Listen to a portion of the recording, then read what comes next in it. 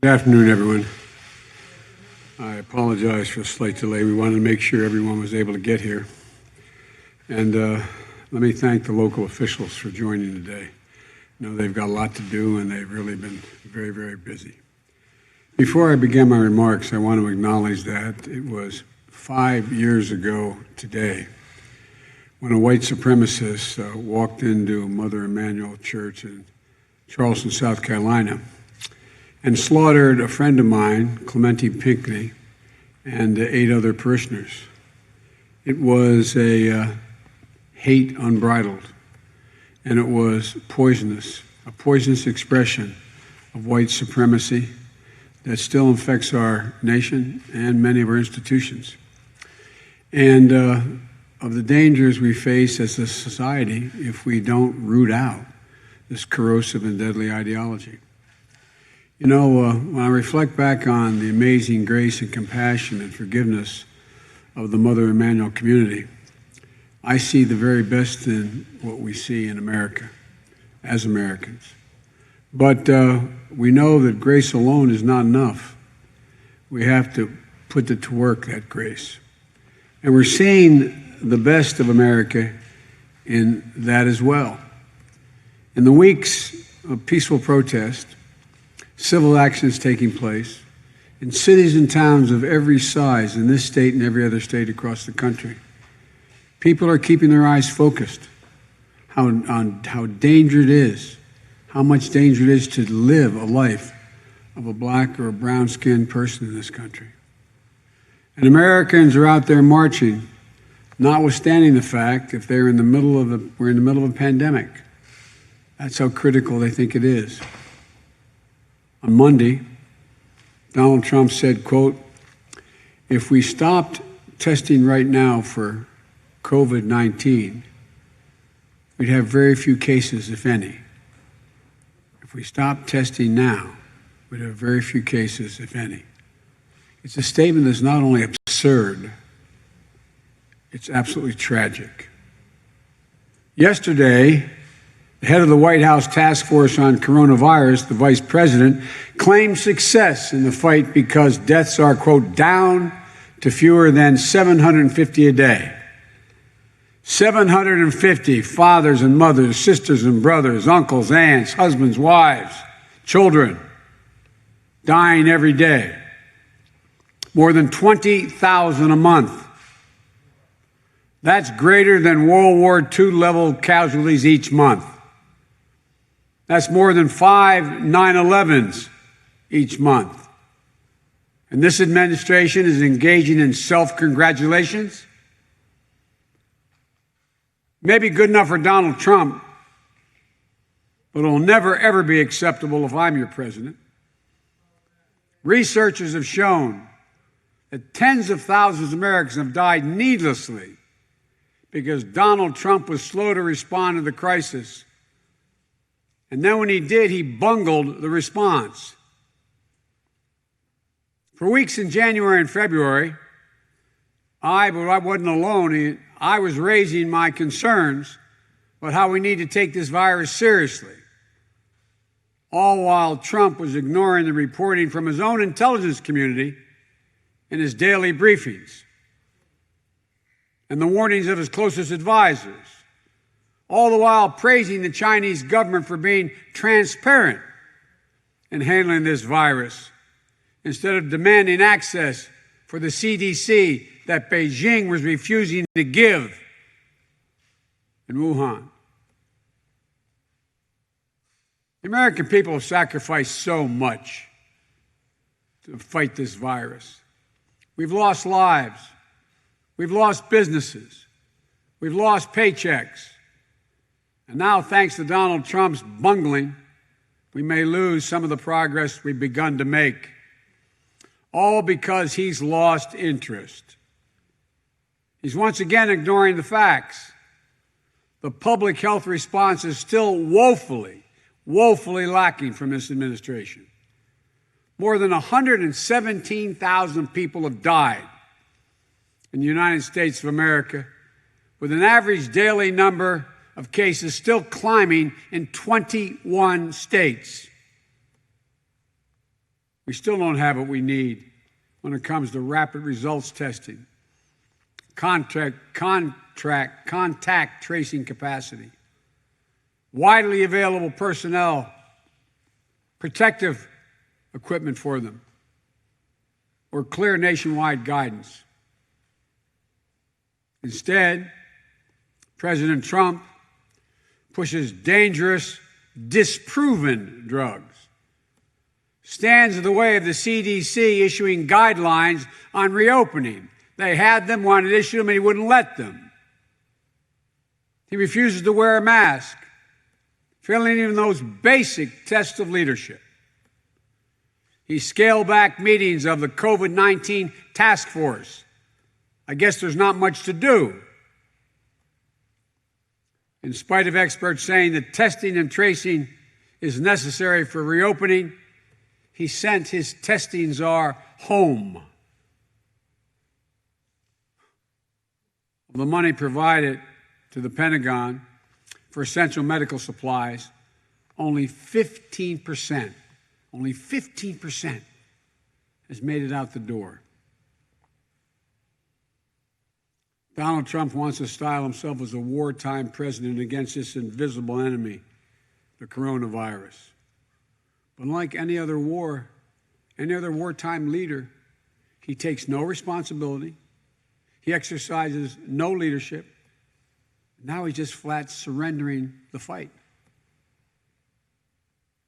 Instead of leading the charge to defeat the virus, he just basically waved a white flag and has retreated. He's so eager to get back on his campaign, to his campaign rallies, that he'll put people at risk, as everyone's pointed out, in violation of the CDC guidelines that still warn against large gatherings, as long as he's going to allow this to happen. But he's ready to do it as long as, notwithstanding CDC guidance, as long as the people showing up sign a waiver promising they'll not hold the campaign liable. Oh, man. Donald Trump's failure to fight the coronavirus with the same energy and focus that he uses to troll his enemies on Twitter has cost us lives and is putting hope for an economic recovery at risk. Job numbers and retail sales were better than expected in May, and that's great news for the country. But now Donald Trump's desire to declare victory and be done with it is only going to imperil the continued progress we have to make.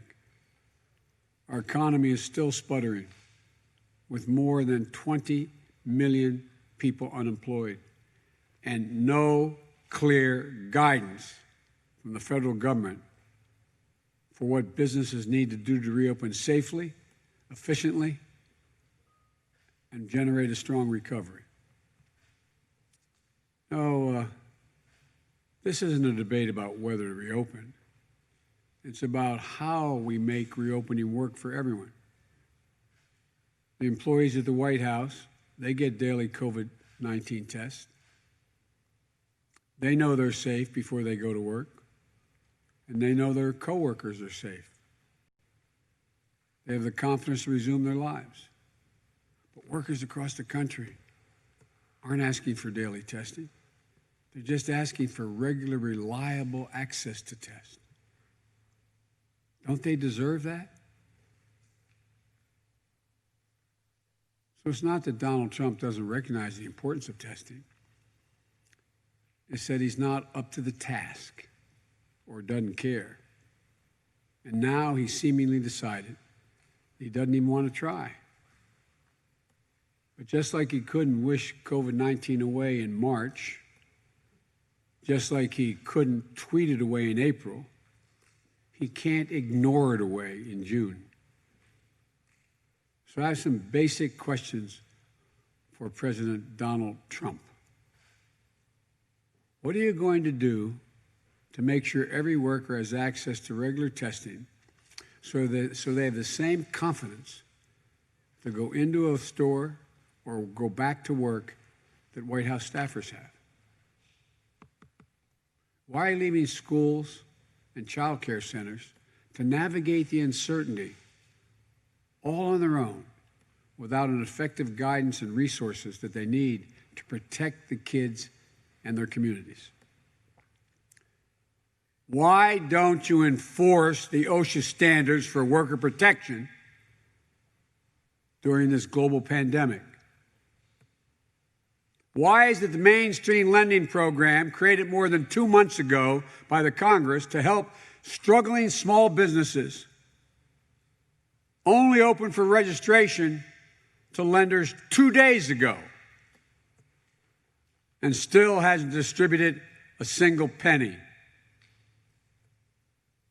Why don't you just close the names, Mr. President, of the businesses who received a total of $500 billion in taxpayers' funding? Why are they being hidden? How many cronies got bailouts? How many donors? How many big businesses didn't need it? What business had to shut down because they were denied funding in April? What businesses didn't get special approval that others got by a nod from the top? Why did you get rid of the watchdog, Mr. President? Why did you get rid of the watchdog appointed to oversee every dollar distributed, an inspector general? Why did you get rid of that person that Congress passed? What are you trying to hide? It's a bad management on top of bad planning, on top of neglect. And it's totally unacceptable for a great nation like ours. Folks, here's the truth. The pandemic is still here. It's going to be here for the foreseeable future until we get it under control or until we have safe and proven, widely available vaccine. COVID-19 is a fact of nature. We have to deal with this virus and everything that comes with it. We have to deal with it head on, honestly. Tell the people the truth. To paraphrase Franklin Roosevelt in the Depression, the American people can handle anything. Just tell them the truth. We can't deal with it the way you're doing it. The only way to deal with it, Mr. President, if we put in the work, investing in building a dynamic, resilient economy and health system capable of getting and then staying ahead of new outbreaks. We have the capacity and the resources to do that. I've laid out baseline steps of what needs to be done, from make it work checklists for successful, accountable recovery that I put out back in early April, to the steps for a strong reopening that I released last week. It's not rocket science. Granted, I have incredible scientists advising me on almost a daily basis on how to proceed, but it's not rocket science. It's common sense. It's straightforward. And that's why this is perhaps the greatest indictment of Donald Trump's complete, compelling lack of leadership. He wasted months and months and months passing the buck, blaming everyone else, refusing to act when he should have been preparing our country for a long-term response and building up our resiliency to respond to future flare-ups. Yet, we still don't have a comprehensive system for collecting COVID-19 case data. These are the basics. He should have been preparing us to weather the valleys and peaks of this virus. He should have been working to shore up the vulnerabilities in our healthcare system that have been laid bare in this crisis, and he's trying to eliminate in court. He should have been working to bridge the inequities and strengthen the cracks in the foundation of our economic system that have exposed for everyone to see. He hasn't done any of it. Because of the depths of Donald Trump's failures, this pandemic will continue to be worse for all Americans and much worse for Black and brown Americans who are getting hit the hardest. For folks in communities like Darby Borough and Yeadon, Donald Trump thinks that if he puts his head in the sand, the American people will too. But it doesn't work that way. Not when hundreds of people are still dying every day and millions are unemployed, wondering how in God's name they're going to keep the lights on and food on the table. Not when workers are weighed down with worries about their safety or what happens if they get sick. And there are the steps that we need to be taking now to steer us steadily and strongly in the right direction, see us through this time, to make a more resilient future. They're all available. First, we have to do everything we can to avoid deadly spikes in the infections as people begin to go back out into the world. We're not that much better prepared today for the run of cases that overfills our intensive care units than we were 3 months ago. Second, we have to help give people the assurance and precautions that are necessary to restart the economy with confidence. If Americans lose what faith they have left, what little faith they have left in the government's ability to manage this pandemic, we'll see much deeper and longer-lasting economic impacts and with even greater repercussions for people's well-beings.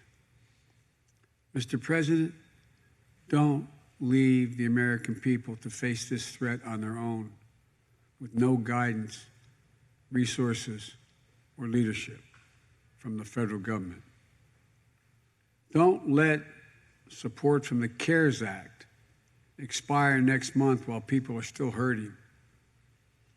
Don't leave our frontline workers exposed without the resources they need, and don't waste any more of our time, Mr. President. The American people need confidence of clear guidance, grounded in science that's going to allow them to resume their daily lives. American businesses need the support of the federal government to continue to backstop them through this phases of reopening. And workers need assurances that their health is your first concern. Americans need a president who will put the American people first, not his or her own ego. America needs a president who will do the work. I'm ready on day one after more than 3 years in office. Why isn't Donald Trump ready? Mr. President, wake up. Get to work. There's so much more to be done.